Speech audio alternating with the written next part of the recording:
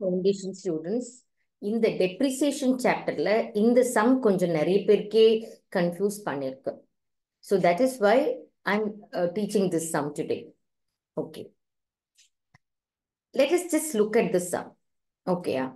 Yes, இந்த sumல என்ன சொல்றாங்கன்னா, a firm's plant and machinery account வந்து as on 31st December 2018 இதோட பர்ச்சேஸ் காஸ்டும் டெப்ரிசியேஷனும் கொடுத்துருக்காங்க. அப்படின்னாலே நமக்கு என்ன புரியுதுன்னா, அந்த கம்பெனியில ரெடியூசிங் பேலன்ஸ் மெத்தட் ஃபாலோ பண்றாங்களோ இல்லையோ, தட் இஸ் டிஃப்ரெண்ட். என்ன மெத்தட் வேணாலும் ஃபாலோ பண்ணட்டும், ஆனா ஒவ்வொரு வருஷமும் பிபிஇ, அதாவது அந்த பிக்ஸ்ட் ஆசெட்ல டெப்ரிசியேஷனை கம்மி பண்ணிட்டு இருக்கிற பேலன்ஸை பேலன்ஸ் ஷீட்ல காட்டாம ஆசெட் சைட்ல வந்து பிளான்ட் அண்ட் மெஷினரி காஸ்ட்லையும் டெப்ரிசியேஷன் ப்ரொவிஷன் சொல்லுவாங்க, அக்யூமுலேட்டட் டெப்ரிசியேஷன் சொல்லுவாங்க, இல்லைன்னா provision for depreciation, whatever name it is called, அதை லைபிலிட்டி சைட்லையும் காட்டுறாங்க. ஸோ ஆசெட் எப்பவுமே எந்த இதுலமா காஸ்ட்ல டெப்ரிசியேஷன் அதை அக்யூமுலேட் பண்ணி வருஷத்தோட டெப்ரிசியேஷனை டோட்டலா லயபிலிட்டி சைட்ல காட்டுறாங்க. ஸோ அந்த பேசிஸ்ல பாத்தீங்க அப்படின்னு பார்த்தீங்கன்னா, இந்த பிளான்ட் அண்ட் மெஷினரி 2002ல வாங்கினதும் 2008ல வாங்கினதும் ரெண்டுமே ஃபுல்லி டெப்ரிஷியேட்டட். மெஷினரி பிசிக்கலா இருக்கலாம், பட் கம்ப்ளீட்லி டெப்ரிஷியேட் ஆயிடுச்சு. இந்த 10ல இருக்கிறதுல பேலன்ஸ் கேரிங் அமௌண்ட் வெறும் 50,000 இருக்கு. அந்த மாதிரி நம்ம ஒவ்வொரு மெஷினோடதும் இந்த காஸ்ட்ல இருந்து இந்த டெப்ரிசியேஷனை மைனஸ் பண்ணா, ப்ரொவிஷன் ஃபார் டெப்ரிசியேஷனை மைனஸ் பண்ணா நமக்கு கேரிங் அமௌண்ட் கிடைக்கும்.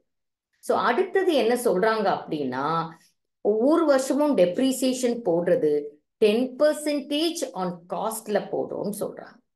இன்னொரு வித்தியாசமான விஷயம் என்ன சொல்றாங்கன்னா, என்ன டேட்ல மெஷினரி வாங்கினாலும் என்ன டேட்ல மெஷினரி வித்தாலும் அந்த கம்பெனியோட பாலிசி என்னன்னா 30th ஜூன் வந்து அந்த டிரான்சாக்ஷன் நடந்த மாதிரி காட்ட சொல்றாங்க. அப்ப இங்க ஆட்டோமேட்டிக்கா நமக்கே தெரியுது John to December accounting year.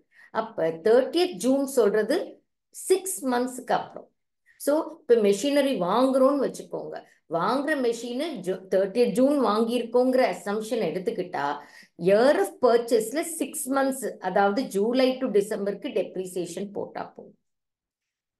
இதே இது சேல் பண்ற மெஷின் வச்சுக்கோங்க, ஓப்பனிங் டெப்ரிசியேஷன் தவிர்த்து ஜான் டு ஜூன், அதாவது 6 months டெப்ரிசியேஷன் போட்டு அதுக்கப்புறமா இருக்கிற புக் வேல்யூவை கண்டுபிடிச்சு அந்த பேசிஸ்ல தான் ப்ராஃபிட் ஆன் சேலா லாஸ் ஆன் சேலாங்கிறது கண்டுபிடிக்க போறோம்.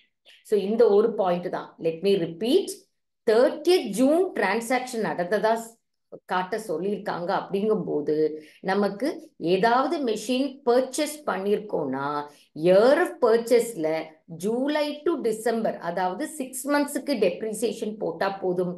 That is 10% into 6/12.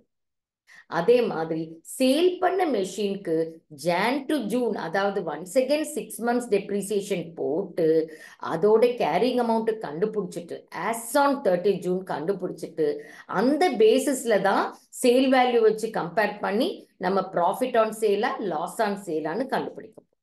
ஓகே, அடுத்தது என்ன சொல்றாங்க, நம்ம வந்து பர்ச்சேஸ் பண்ணிருக்காங்க எப்ப 2019ல இந்த வருஷம் பர்ச்சேஸ் பண்ணிருக்கோம் இருக்கட்டும். அப்ப இந்த 15 lakh மெஷினரிக்கு வந்து we are going to compute only 6 months depreciation, ஞாபகம் வச்சுக்கோங்க. அதுக்கு அடுத்தது ஸ்கிராப் பண்ணது இல்ல டிஸ்போஸ் பண்ண மெஷின் பத்தி பேசுறாங்க. 2008ல 1,70,000க்கு வாங்கின மெஷினை ஸ்கிராப் பண்ணிட்டோம். ஸ்கிராப் பண்ணிட்டோம்னா வேணான்னு தூக்கி போட்டுட்டோம். அப்படின்னா அதுல இருந்து எந்த சேல் கன்சிடரேஷனும் கிடைக்கல. இப்ப இந்த 2008ல வாங்கின மெஷினோட கேரிங் அமௌண்ட் என்னவா இருக்கும்னு பார்க்கலாம். நம்ம தான் பார்த்தோமேமா 2008ஓட எல்லா மெஷினரியும் ஃபுல்லி டெப்ரிஷியேட்டட். அப்படின்னா புக் வேல்யூ நில் வேல்யூல இருக்கிற மெஷினை தான் ஸ்கிராப் பண்ணியிருக்கோம். அங்க நோ ப்ராஃபிட் நோ லாஸ். அடுத்தது கவனிங்கம்மா, 2009ல 90,000க்கு வாங்கின ஒரு மெஷினை 5,000க்கு டிஸ்போஸ் பண்றோம். இப்ப இந்த 90,000க்கு வாங்கின மெஷினோட என்ன கண்டுபிடிக்கணும்? Book value. 2009ல பாத்தீங்கன்னா 10 lakhக்கு வாங்கினதோட டோட்டல் டெப்ரிசியேஷன் சோஃபார் 9,50,000 இருக்கு. அப்படின்னா ஆஸ் ஆன் Jan 1 நமக்கு வந்து கேரிங் அமௌண்ட் இவ்வளவு இருக்கு.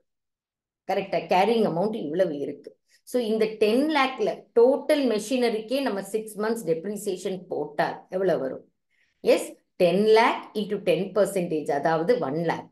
1 lakhல 6 months டெப்ரிசியேஷன், அதாவது 6 மாசத்துக்கு டெப்ரிசியேஷன் போட்டாலே டோட்டல் மெஷினரிக்கே நில் வேல்யூ ஆயிருது, ஃபுல்லி டெப்ரிஷியேட்டட் ஆயிருது. அப்படின்னா இந்த 5,000 அப்படிங்கிறது நமக்கு ப்ராஃபிட் ஆன் சேல் தான். ஏன்னா இந்த 90,000க்கு வாங்கின மெஷின் வந்து as on June 30th it is carried at நில் வேல்யூ, அப்படின்னா ஃபுல்லி டெப்ரிஷியேட்டட். ஓகேயா? சரி, இருக்கட்டும். அதுக்கு அடுத்தது 2010ல 2,40,000க்கு வாங்கினதை இப்ப 15,000க்கு சேல் பண்ணிருக்கோம். பார்க்கலாம். இப்ப 2010ல பாத்தீங்கன்னா 7 lakhக்கு வாங்கின மெஷினோட டோட்டல் டெப்ரிசியேஷன் கொடுத்துருக்காங்க. கரெக்டா? அப்ப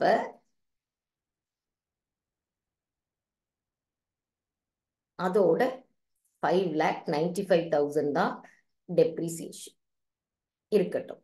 அப்ப ரிமெம்பர், இந்த 2,40,000ஓட மெஷினுக்கு நம்ம எவ்வளவு அக்யூமுலேட்டட் டெப்ரிசியேஷன் இருக்குன்னு பாக்குறதுக்கு நம்ம என்ன பண்ணலாம்? கரெக்டா? என்ன பண்ணணும்னா 7 lakhக்கு 5,95,000னா 2,40,000க்கு எவ்வளவு அப்படின்னா என்ன பண்ணணும்? கிராஸ் மல்டிப்ளிகேஷன் பண்ணுங்க. into 5,95,000 by 7 lakh போட்டா நமக்கு as on Jan 1 இந்த 2,40,000ஓட என்ன கிடைக்கும்? accumulated depreciation கிடைக்கும்.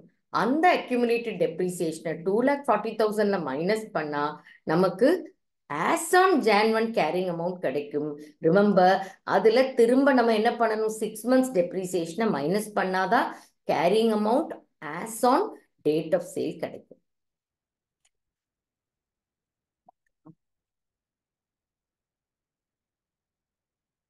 $2,40,000 into 595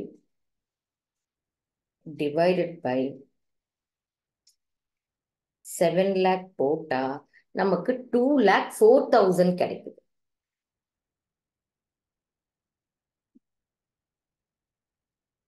அப்படின்னா இந்த மெஷினோட accumulated depreciation தான் இது. அப்ப பேலன்ஸ் எவ்வளவு இருக்குமா? 36,000 தான் இதோட book value as on Jan 1. இப்ப once again நம்ம 10% into 6/12 depreciation போடணும். அப்ப 2,40,000 into 10%ங்கிறது எவ்வளவு வருதுமா? 2,40,000 into 10% is 24,000. அதுல பாதி is 12,000. அதையும் போட்டா carrying amount of machine as on date of sale 24,000. அப்ப 24,000 புக் வேல்யூ இருக்கிற கேரிங் அமௌண்ட் இருக்கிற மெஷினை தான் நம்ம 15,000 rupeesக்கு வித்திருக்கோம். அங்க அப்ப 9,000 நமக்கு என்ன இருக்கு? 9,000 லாஸ் இருக்கு. ஸோ இந்த மெஷின் வித்ததுல 5,000 ப்ராஃபிட், ஏன்னா கேரிங் அமௌண்ட் இஸ் நில். இந்த மெஷினோட புக் வேல்யூ 24,000, அதை 15,000க்கு வித்திருக்கோம்னா 9,000 லாஸ். இப்ப நமக்கு என்ன கேட்டிருக்காங்க அப்படின்னு பாத்தீங்கன்னா, calculate the provision for depreciation of plant and machinery இந்த வருஷ கடைசியில. அதுல எனி ப்ராஃபிட் ஆர் லாஸ் இருந்துச்சுன்னா அது P&Lக்கு தான் போகும். இது தவிர லெஜர்ஸ் போட சொல்லியிருக்காங்க. Plant and machinery at cost, depreciation provision எவ்வளவு, அது தவிர sale or disposal of plant and machinery. So இந்த சம்மோட பேசிக் டேட்டா எல்லாமே நம்ம பார்த்துட்டோம். இது தவிர நமக்கு என்ன பார்க்கணும், இந்த 5 பேலன்ஸ் இருக்கிற மெஷினரி இருக்கு இல்லையாமா, 7 lakhல 2,40,000 தவிர்த்து இருக்கிற மெஷினரிக்கு ஃபுல் இயருக்கு டெப்ரிசியேஷன் போடணும். இது தவிர இந்த 5 lakhல 10% டெப்ரிசியேஷன், இந்த 3 lakhக்கு 10% டெப்ரிசியேஷன். இது எல்லாம் தவிர இந்த 15 lakh ரிமெம்பர் பர்ச்சேஸ் பண்ணா கூட 6 months June 30th பர்ச்சேஸ் பண்ண மாதிரி. அப்ப இந்த 15 lakhக்கு into 10% into 6/12 போட்டா எவ்வளவு கிடைக்கும்? 15 lakh into 10% is 1,50,000 into 6/12 போட்டா 75,000. ஸோ இப்போ நம்ம டிஸ்கஸ் பண்ணதெல்லாம் சம்ல அவங்க எப்படி ப்ரெசென்ட் பண்ணியிருக்காங்க.